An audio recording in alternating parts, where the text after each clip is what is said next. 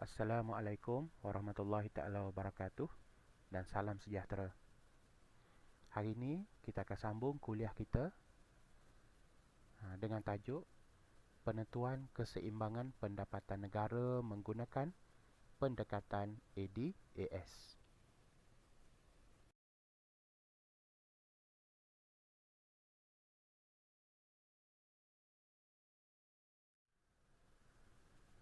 Okey, pengajaran kita pada hari ini akan lebih berfokus kepada penawaran agregat, di mana kita akan tengok definisi keluk penawaran agregat, bentuk keluk penawaran agregat dan faktor peralihan keluk penawaran agregat.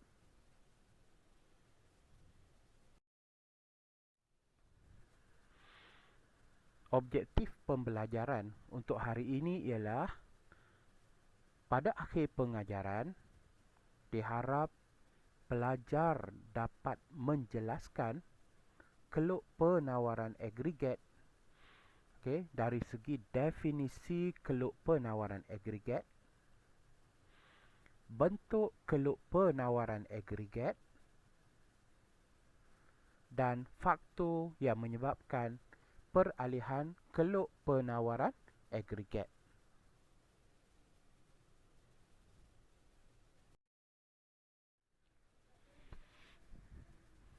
Definisi keluk penawaran agregat. Keluk penawaran agregat ialah keluk yang menunjukkan nilai keseluruhan barang dan perkhidmatan yang dikeluarkan pada pelbagai tingkat harga umum. Bentuk keluk penawaran agregat pula, keluk penawaran agregat mempunyai cerun positif di mana mencerun ke atas dari kiri ke kanan. Ini bererti semakin tinggi harga, semakin banyak barang yang akan ditawarkan oleh pengeluar. Apabila harga tinggi, pengeluar akan menambahkan pengeluaran dan ini menyebabkan pendapatan negara akan meningkat. Sebaliknya, apabila pendapatan negara turun, pengeluar akan mengurangkan pengeluaran dan ini menyebabkan pendapatan negara akan menurun.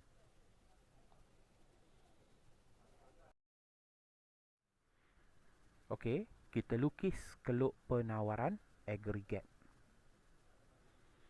Jika harga meningkat dari P0 ke P1, pendapatan negara akan bertambah dari Y0 ke Y1. Okey, kita mula dengan paksi menegak dan paksi mendata. Paksi menegaknya adalah harga, paksi mendatanya adalah pendapatan negara. Okey, kita lukis keluk penawaran agregat yang mencerun ke atas dari kiri ke kanan. Okey, pada tingkat harga P0, pendapatan negara adalah pada Y0. Apabila harga meningkat daripada P0 ke P1, pendapatan negara akan meningkat daripada Y0 kepada Y1. Okey, jadi macam inilah bentuk keluk penawaran agregat di mana mencerun ke atas dari kiri ke kanan.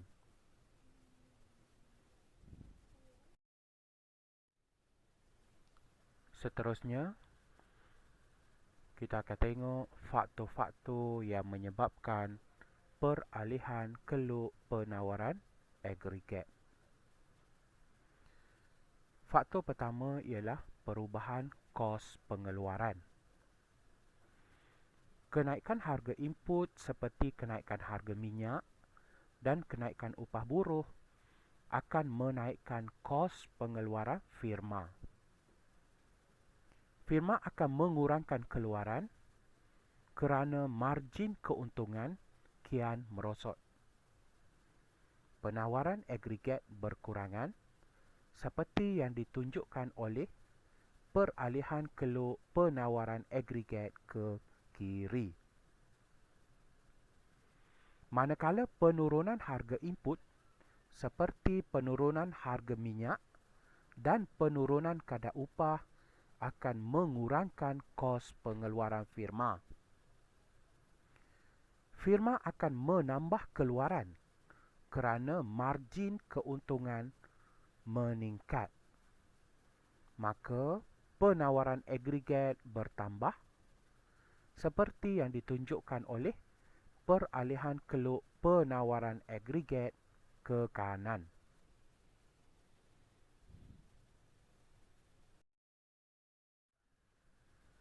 Faktor yang kedua ialah perubahan teknologi. Kemajuan teknologi akan meningkatkan produktiviti dalam pengeluaran firma.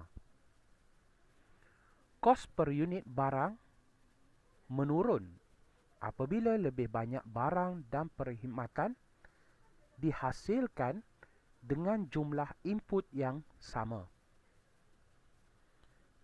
Margin keuntungan akan meningkat dan ini menggalakkan firma untuk menaikkan keluaran. Okey, ini akan menyebabkan penawaran agregat bertambah dan keluk penawaran agregat akan beralih ke kanan.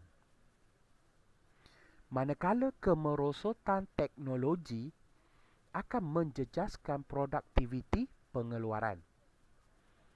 Kos per unit barang akan meningkat apabila firma memerlukan lebih banyak input untuk menghasilkan output. Margin keuntungan akan merosot menyebabkan firma akan mengurangkan keluaran. Penawaran agregat akan berkurang dan keluk penawaran agregat akan beralih ke kiri.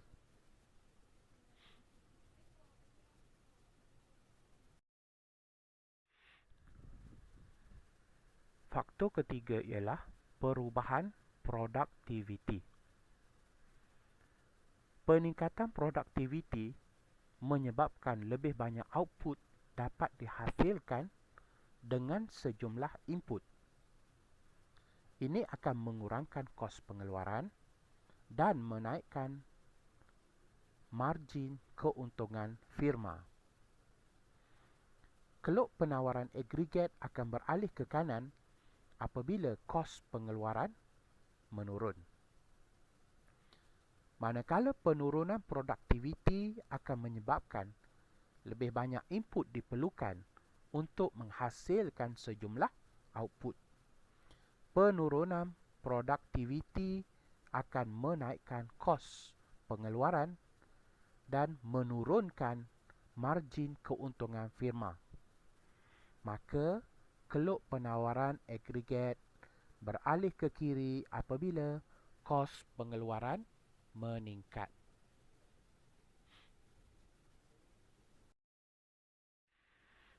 Faktor yang keempat ialah sumber ekonomi. Pertambahan sumber ekonomi seperti tenaga buruh dan bahan mentah meningkatkan keupayaan pengeluaran ekonomi. Keluk AS akan beralih ke kanan apabila sumber ekonomi bertambah. Manakala pengurangan sumber ekonomi seperti tenaga buruh dan sumber bahan mentah akan mengurangkan keupayaan pengeluaran ekonomi. Maka, keluk penawaran agregat beralih ke kiri apabila sumber ekonomi berkurangan.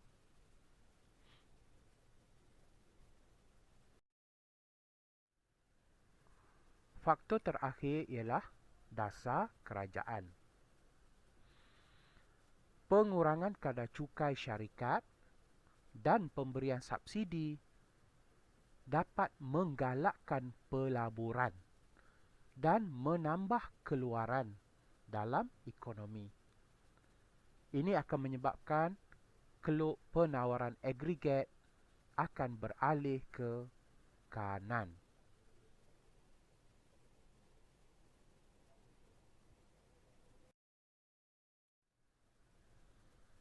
Okey, kita akan tengok peralihan keluk penawaran agregat. Okey, kita mula dengan paksi menegak di mana harga paksi mendata pendapatan negara. Okey, keluk penawaran agregat yang mencerun ke atas dari kiri ke kanan di mana pada tingkat harganya adalah pada P0 dan pendapatannya adalah pada Y0. Okey, kita dapati keluk penawaran agregat beralih ke kiri daripada AS0 ke AS1. Ini menunjukkan pengurangan dalam penawaran agregat. Kalau kita tengok tadi, dia berpunca daripada kenaikan harga input, kemerosotan teknologi, penurunan produktiviti dan pengurangan sumber. Ini menyebabkan keluk penawaran agregat beralih ke kiri.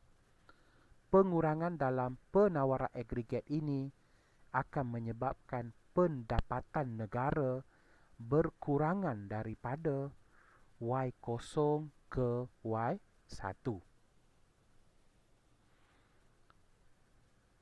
Okey, kemudian kita tengok peralihan keluk penawaran agregat ke kanan daripada AS0 kepada AS1 kepada AS2. Okey. Ini disebabkan oleh faktor-faktor yang telah saya jelaskan tadi, iaitu penurunan harga input, kemajuan teknologi, peningkatan produktiviti, pertambahan sumber dan dasar kerajaan di mana mengurangkan cukai dan memberi subsidi telah menyebabkan penawaran agregat meningkat daripada AS0 kepada AS1. Maka kesan dia adalah pendapatan negara akan meningkat daripada Y0 ke Y2. Okey, pendapatan negara akan meningkat daripada Y0 ke Y2. Okey, jadi berdasarkan rajah ni, okey, kita boleh tahu peralihan keluk penawaran agregat boleh ke kiri ataupun ke kanan. Jadi, sekian dulu kuliah untuk hari ini. Kita jumpa lagi di lain masa. Terima kasih. Assalamualaikum dan salam sejahtera.